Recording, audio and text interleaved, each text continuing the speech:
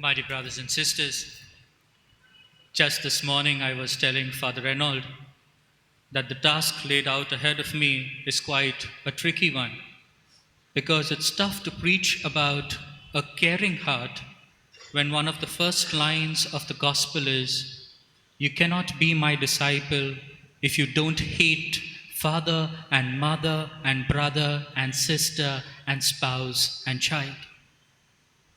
However, in this reading, Jesus wants his followers to know the cost of discipleship. He wants them to know that they will need to renounce their closest relationships, their possessions. They'll need to spend time in discernment and only then take up their cross, which is part and parcel of being a disciple of Jesus.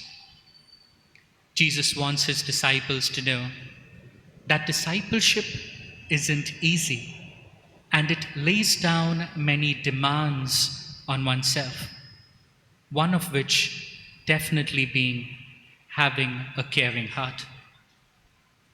What does it mean to really care for someone? Often we associate the word care for giving attention or showing concern for someone who can't look after themselves, a child, someone who is sick, someone who is suffering. However, if we have to look at care as a very Catholic virtue, I believe one of the most important elements of care needs to be the ability to confront people, to challenge people. Often in today's world, when we don't agree with someone, even if it is someone we care for, we tend to be indifferent. We tend to stay aloof so that we don't ruffle the waters. We tend to talk behind their back, gossip, and grumble. But very rarely do we actually engage in a conversation and confront them. In today's gospel, Jesus says, there are times when we will need to challenge, there are times when we will need to go against our loved ones for the sake of the gospel. And this is something that probably even our Blessed Mother did. When Jesus was found after being lost in the temple at the age of 12, like any good mom, she must have given him one fatka first. But then she confronts him. She says, "Child, why have you treated us like this? Don't you know that your father and I were worried about you?" She confronted him. And that's something Jesus did constantly during his ministry. He confronted not only the Pharisees and the Jews and the scribes, but even his own disciples. But he did this with a great sense of love and concern. And therefore, confronting others doesn't mean meddling in other people's business. It means approaching them with care. And therefore, today the word more commonly used is carefronting. When you carefront someone, they know that you are approaching them with a sense of love. Love is essential. And therefore, a second element of care needs to be affection. We are all persons who tend to show affection for those whom we care for. But often we do it in the form of actions and not so much in words. Don Bosco famously said, "It is not enough to love people. They should know that they are loved." And therefore, when it comes to those especially closest to us, our parents, our children, our siblings, our spouses, even maybe our co-workers, we need to show affection not only in actions, but also in words. Of course, our Blessed Mother doesn't speak much in the Gospels. However, she does show affection through actions, be it the visitation, the wedding feast at Cana, her presence with the apostles at Pentecost. And I'd like to believe that during Jesus' childhood, she was a very affectionate mother. And that is what made Jesus a very affectionate adult.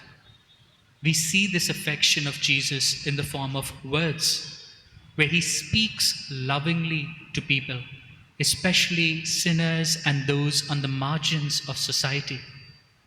He calls his disciples friends as a sign of affection. Jesus cried when his friends were suffering. He forgave persons, he healed persons out of a sense of affection for them. Another lovely moment where we understand affection in Scripture is today's second reading. The reading is part of a long letter that Paul is writing to Philemon about this slave Onesimus, who ran away from Philemon, was caught, put in prison, and found himself in the company of Paul. He became a disciple and a follower of Christ. And now Paul is writing to Philemon to tell him to accept Onesimus as a brother in the faith. And the words that Paul uses for this slave Onesimus describes the great affection that Paul had for him. He calls Onesimus his child. He calls him part of his own self.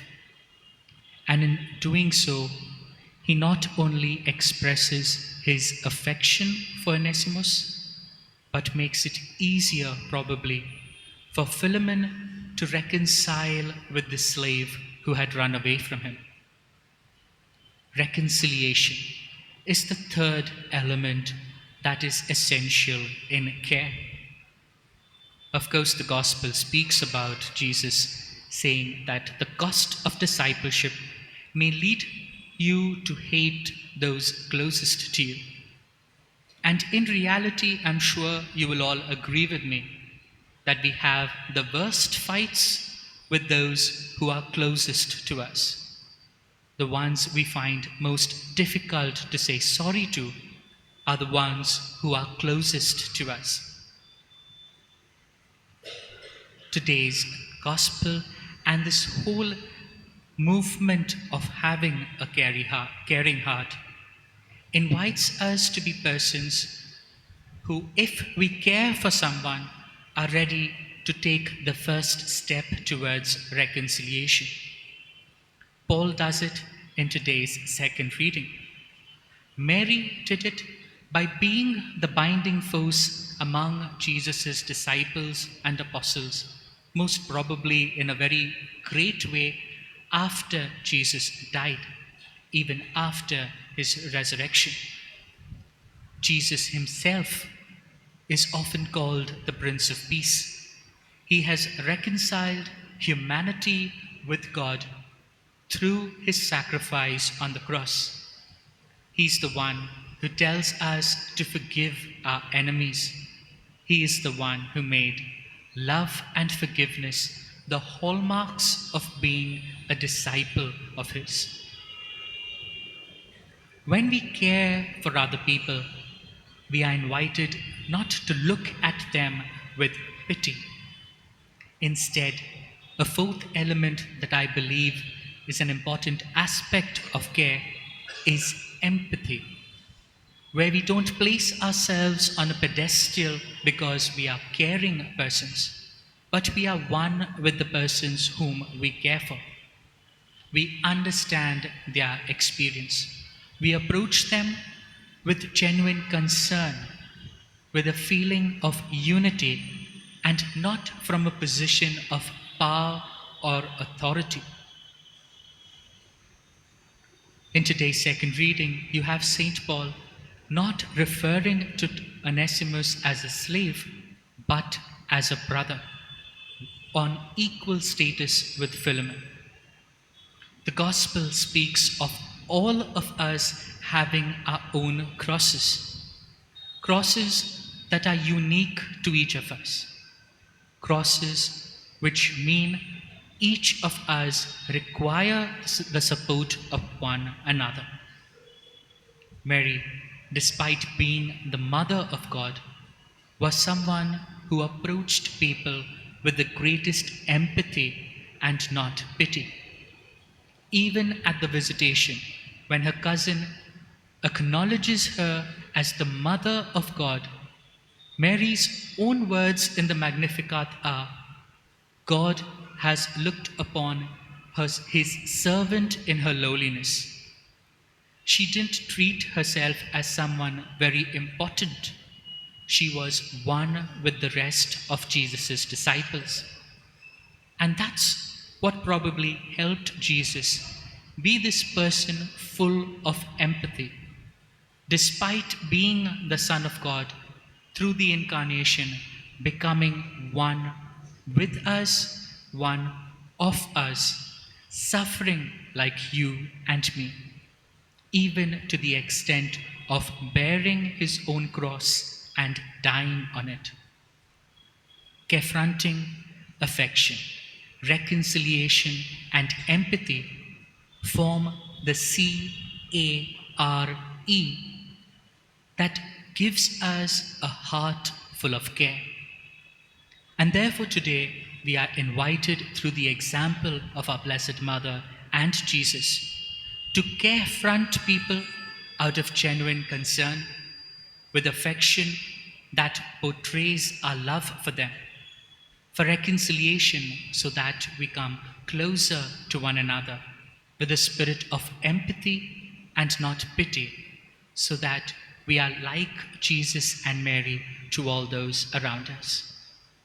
Every Eucharist that we partake in is a living reminder of Jesus' continued care for us, so that we are not weighed down by the cost of discipleship. And therefore, during this Eucharist, through the intercession of our Blessed Mother, let us ask God for this grace, that we may carefront others with affection to bring reconciliation with the spirit of empathy.